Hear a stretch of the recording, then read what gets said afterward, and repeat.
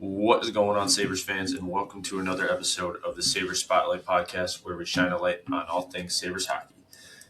In tonight's episode, the Sabres, they have been making their way into the history books as of lately. Recording on Thursday night, Alex Lyon just set a Sabres franchise record with his 10th consecutive win in net. Earlier in the week against the Toronto Maple Leafs, Rasmus Dahlin netted his first career hat trick. And the Sabres have started yet again another winning streak on the heels of a franchise tying streak. We'll talk about how they got here and where we're going to be heading. But first, since the last formal podcast where we talked about some of the schedule and results, I know we had the quick little Josh Doan podcast in there, which was really fun to kind of break down some things. But today we're going to go through this road trip that the Sabres had. The Sabres had a 5-game road trip. They go 4-1. I'm not going to spend a lot of time on some of these games except for some of the recent ones, but they start off the road trip. Martin Luther King Day on a Monday afternoon matinee game. Tough loss, 2-1 to the Carolina Hurricanes. A game that I thought the Sabres played pretty well in against a tough team. Potentially a team that you're going to see at some point in the Stanley Cup playoffs. And, we all know how Carolina plays the game, very much how the Sabres want to play the game. Quick, up-tempo, hard forecheck, strong back check. Just going to toss a lot of shots at you. And thought the Sabres did well to stick with them, but Carolina gets the best of them. So no points to begin the road trip. A bounce-back win in a fairly non-consequential game against the Nashville Predators, but still nice to get back in the win column. Talked about the importance of not letting these losing streaks, become 2, 3, 4, 5-game skids. So the Sabres bounce back in Nashville, a game that got a little shaky at the end there. They jump out to a 4-0 lead into the second period. Nashville claws their way back and really took it to the Sabres for a while in this one here. And Sabres end up getting an empty net goal at the end of the game there to ice the game and get back in the win column. But certainly a game that you felt like could slip away after Nashville really, really let in with a big push. But the Sabres able to get 2 points after a tough loss to Carolina Hurricanes, even out the road trip at 1-1. The big game we talked about, the second game of the month against the Montreal Canadiens in Montreal in the Bell Center. The place was rocking as always, one of the best atmospheres in all of the NHL. And the Sabres get out to a 3-0 lead, end up stealing a win in Montreal 4-2. Again, another game where you get out to a lead, Montreal makes a push. What can you expect? It's a good hockey team. Again, probably another team that you're going to see in the playoffs, potentially, depending on the matchups. But you figure Montreal, Buffalo are, trending towards playoff spots right now as the standings are starting to distance themselves just a little bit. But two huge victories against the Montreal Canadiens in the month of January here. And we have one more to go in a couple days on Saturday. Man, what a huge matchup. Montreal is not happy letting 4 points slip away, letting their hold on third place in the Atlantic Division slip away to the Buffalo Sabres. But a nice win up in Montreal. Over the weekend, last Saturday, 5-0 win on Long Island against the Islanders. Kind of a weird game at first. I think the first period was somewhat monotone all around from both teams. It looked like the Islanders were coming into this game on a couple days rest. They hadn't played in a couple days. Sabres had been busy the last couple weeks. This was the end of their second week in a row of 4 games. So they're playing their 8th game in 14 days. Islanders coming off a couple days rest, and Seems like whenever we play in Long Island, nothing good really happens. And so I was a little nervous about this one, especially with the last two wins, again, being big wins, but being wins that you needed to kind of expend a lot of energy on and really kind of buckle things down in the third period, and stressful wins against Nashville and Montreal. Just kind of had a feeling that maybe the Islanders game was going to be a loss, or maybe we can push it to overtime. Nope. This team just proves you wrong time and time again, makes you believe that things are truly different this season, and they go in and get a shutout. And then the big game comes. Again, I don't know why I'm doubting this team as much as I am. They've proven me wrong multiple times this season. But if I had recorded a show before the Toronto game, I probably would have predicted a loss and would have gladly, of course, been wrong. But it just seems like, again, when we go into Toronto, the team doesn't perform well, or they don't get the big win. And this year, Rasmus Dahlin, this is the game. Dahlin's been playing much, much better. And I give him all the credit in the world, especially with the news that, Carolina and him shared over Instagram. And, we're all sending our thoughts and prayers to Rasmus Dahlin. It's just a credit to obviously their strength as a couple and a family to have him playing hockey at all this season and really starting to return to form here. And a huge credit to the Sabres and handling that whole situation properly and allowing him to do what he needs to do and has needed to do in the past. And a huge credit to the Sabres, his teammates as well, who Dahlin has talked about have been one of the main anchors for him through this difficult time in his life. And it seems like the team is really rallying around him and giving him the support he needs. And a game like this, I mean, Dahlin just took over this game. You get 5 points from Rasmus Dahlin in this game, 3 goals, 2 assists. And the last assist to Jack Quinn, the lobbed puck over the defense, a nice shot from Quinn, who has been heating up as of late. Just a great pass. And when Dahlin is making those types of plays, he's on his game. It was kind of reminiscent of the pass to the infamous saucer pass to Dylan Cousins. I can't remember if that was last year or 2 years ago, the overtime win in KeyBank Center, where he passed it from basically the goal line all the way to the blue line, and just Dylan Cousins, and that's the breakaway winner. KeyBank goes crazy. Similar to that in a way. And the Sabres I thought the Sabres dominated this game against Toronto. Jumped out to a lead at the end of the first. Toronto actually scored the first goal. Toronto had a couple goals and on only a couple shots, which I didn't really necessarily think were UPL's fault. Kind of seemed like just some weird bounces and just some decent play from Toronto. Nice play from Matthews, and Toronto gets on the board. I want to say we had the lead 3-2 at the end of the first, and then they end up holding the lead. I feel like their skill and their speed kind of took over and dominated Toronto those last couple periods after they took the lead. The Sabres improved their road record after this win to 14-11-2. Kind of a crazy thing to think about after the start that they had. What was it? A month and a half into the season, and we had not yet gotten our first regulation win on the road yet. So, just kind of a great game for the Sabres to go up in Toronto end that road trip 4-1.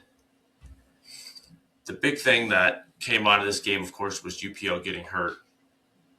UPL leaves the game in the first period, gets relieved by Colton Ellis. Colton Ellis stops 16 of 18 shots, and I thought that he came in and played pretty well. It was a very Colton Ellis-like game. Every Ellis game seems to be very similar, and by now we've had enough exposure to him. He's had, 5 or 6 starts now in a Sabres uniform, and they're all a little crazy. They're all a little chaotic, but he gets the job done, and there's no denying that the Sabres have, between Ellis and UPL and Lyon, have had their share of goaltender injuries, so the 3 goalie thing right now is just kind of working out, and Ellis comes in a big game here on the road in Toronto, not an easy environment to just be thrown into a game and be ready to perform, and I think it shows the poise that he has and the preparedness that you need to have to be able to come into a game like that and perform at the level that he did. I don't think that Toronto necessarily tested him a lot. He made some nice saves, but I don't think the Maple Leafs were really putting up a ton of high danger chances. I think the Sabres did a pretty decent job in this game of locking things down towards the end of the game, but still an admirable job from admirable. I don't want to make a Buffalo Bills mistake here with the word admiral. An admirable job by Colton Ellis in this game. There we go. All right, let's move into tonight's game, because I'm recording after the Kings game, and it's just so fun. It's just so fun right now to be a Buffalo Sabres fan. You're scoreboard watching every night, seeing what the out-of-town scoreboard is doing, and there was a ton of games tonight. We'll talk about that in a little bit when we discuss the standings and where things are currently sitting, but when this team plays at home, there's just an energy. We get another hat trick in this game. Alex Tuch gets a hat trick. As we talked about earlier, Alex Lyon breaks the record for most consecutive wins for a goaltender of 10. An impressive record, not even done by Hasek, not even done by Ryan Miller. Some of the great goaltending that the Sabres have had in their history. Martin Baron, of course. But just a really fun game tonight. Sabres again get the first goal, jump out to a 2-0 lead. In this game, the Kings outshot the Sabres in this game, definitely had their share of chances. Lyon made some nice saves, some timely saves in this game. It's an interesting game for Alex Tuch to get a hat trick against. I saw after the whistle from their Twitter account put out a comparison of the 2 players so far this season, and Tuch's statistics are certainly better. And it feels like a game where Alex Tuch was saying, pay me $11 million a year. We don't need to get into that too much because we already discussed that at length, and that's just kind of a wait and see now thing. We'll wait for news, if any, and react to it if we get it. But this was a really fun game. I thought that I think they technically got credit for a power play goal in this game. I want to say the first Tuch goal kind of banked in with a couple seconds left in the power play, but I thought that the power play continued to really struggle and be an issue in this game. Just not really generating any zone time or any pressure, whatsoever on the power play, and that's something that continues to really hinder this team at times. Yeah, the power play was 1 for 3, so they do get one power play goal in this game. But again, kind of a fluke thing. Still something that needs to be figured out going forward. And hopefully something that doesn't cost his team. In the end, Sabres are outshot 38-32. Also out-hit 30-9. kind of an interesting thing there. But good face-offs. The Sabres win 35 face-offs and only lose 21. That's interesting because that's something that I think the Sabres need to improve upon, or at least go out and address before the trade deadline here. But this game was fun. This game was electric. The throwback Thursday nights are fun with the different music in the arena, which I think should really be.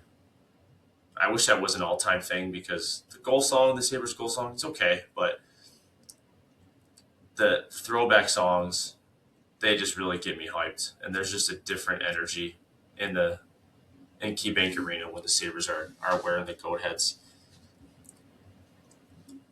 The energy around this team right now, the vibes are just incredible. And it's so sustainable in the fact that it's coming from somebody different all the time. When the stars are starting to play like stars, Tage Thompson just had a 5-point night. Rasmus Dahlin just had a 5-point night. Samuelsson has been playing like a stud. I don't even want to guess what his plus minus is. I'm gonna look it up right now. He's got to be close to plus 30 on the season. Just having an incredible season this year. The goaltending has been insane. Again, Tage having a 5-point night. Alex Tuch getting a hat trick tonight.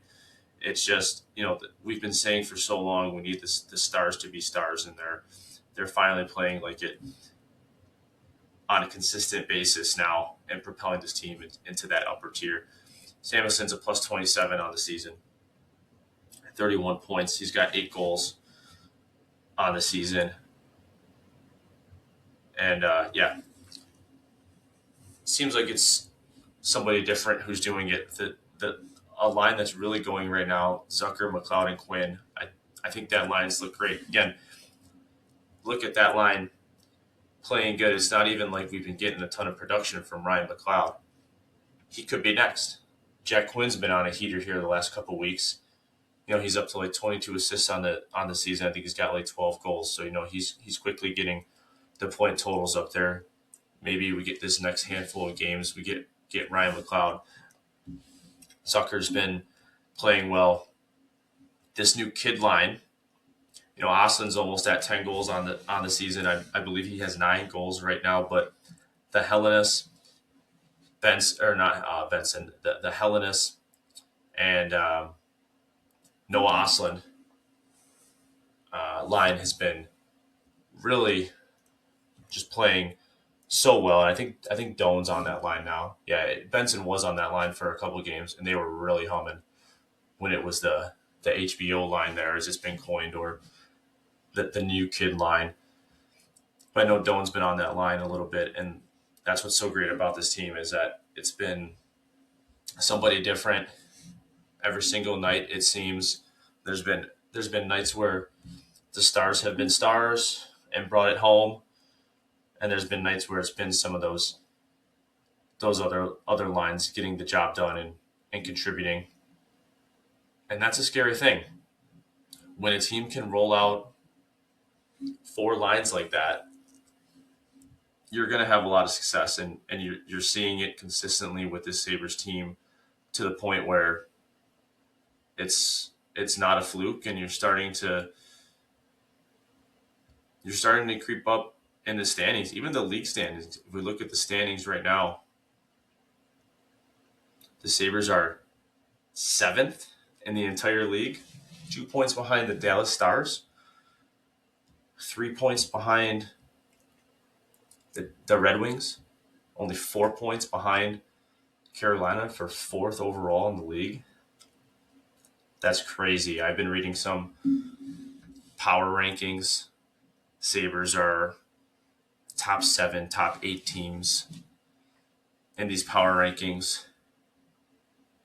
Just really kind of incredible. Let's look to the future here. Just spent some nice time kind of recapping the last little bit. The Sabres have 4 more games now before the much-needed Olympic break. Saturday, final game of the month against the Canadiens Can they go 3-0? Man, that would be something. The Habs fans would be going crazy. They would be going crazy. Like the Toronto fans are already going crazy right now, saying it's too late for Toronto to catch the Sabres. But it's not going to be too late for the Canadians. They're going to be neck and neck with the Sabres all season. But going 3-0 against the Canadians in 1 month, oh my gosh, the Hab tears will be falling. It will be great. Monday at Florida, Tuesday at Tampa Bay. That's the little road trip down south. The boys can go and catch some rays for a little bit. I think it's still warm in Florida this time of year, but back-to-back, Monday and Tuesday, Florida and Tampa Bay, and then you got Thursday versus the Pittsburgh Penguins. So these are huge games. These are huge games coming up, all against the Eastern Conference, 3 against the Atlantic Division, which the Sabres have found good success against lately. The Sabres are right now 10-3-2 versus the Atlantic Division. That's actually the best Atlantic Division record, tied with Detroit for the most in-division wins. 10-3-2 versus the Atlantic. Those are all 4-point games. An area that the Sabres have struggled in historically, and you have 3 more coming up right now. And when you look at the standings, right now Sabres are in second place, or in third place in the division, 67 points. You're starting to see some separation. You're starting to see some separation between the wild card teams and those first teams out, and that's where we really want to look for. And I just received a great update from Ryan of Sabres Spotlight that the Blues beat the Panthers 5-4. So not everything went the Sabres' way on this Thursday night. The Red Wings somehow snuck out a point from the Washington Capitals after scoring 2 goals in the last minute and a half to tie it up. But they do lose in overtime, so the Sabres gain a point tonight on the Detroit Red Wings. The Panthers losing 5-4 is huge. It's probably the result that we actually needed the most tonight to gain some more separation. The Canadians just destroyed the Avalanche tonight. 7 goals against the Avalanche. Boston wins big, 6-3. Pittsburgh wins. Tampa Bay wins 4-1. So all the high teams won. But again, that Florida game is huge. That keeps Florida at 49 points. So right now, your wild card teams are Montreal and Boston at 67 points. Sabres, third in the Atlantic, also with 67 points. Sabres have 2 games in hand on the Bruins and 1 game in hand on Montreal. Boston's 8 points clear of Florida for that final wildcard spot. So again, this wildcard picture that looked really murky if you rewound 3 weeks ago, everyone was still in it. Not so much the case anymore. An 8-point gap between the first out and the first in. It's kind of a testament to how strong the top of the Atlantic Division there is. Those top 5 teams in the East, well, not the top 5 teams, but the top 3 teams in the Atlantic and those top 2 wildcard teams, they're all within 5 points of each other. Tampa Bay with 72 points. So the Sabres are, they've worked themselves into a good situation here. I would imagine that as far as goaltending goes for this stretch of games with the UPL injury, it doesn't make sense. We don't know what's going on as of now. Lindy met with the press this morning or yesterday after practice, and we didn't have any updates. But it would seem kind of foolish to have him start a game when you have a little bit of breathing room. Not a ton, but you have a little bit of breathing room. You're playing good hockey, and Alex Lyon and Ellis are playing fine enough. So I think the smart thing to do would be just to sit UPL. It's unfortunate because if his injury is bigger than we think, it could keep him out of the Olympics, and I hope that's not the case because I'd really like to see him get some time, and he might get some starts for Finland again with the way he's playing, and but I think as far as the Sabres end of things, it'd be wise to sit UPL for these last 4 games. I'd probably go with Lyon again against the Canadiens Saturday. Saturday is going to be insane. What time is that game on Saturday? I think it's an afternoon game here in Buffalo. Let me see. I don't want to give anybody wrong. Okay, so no, it is a 7:00 game on Saturday.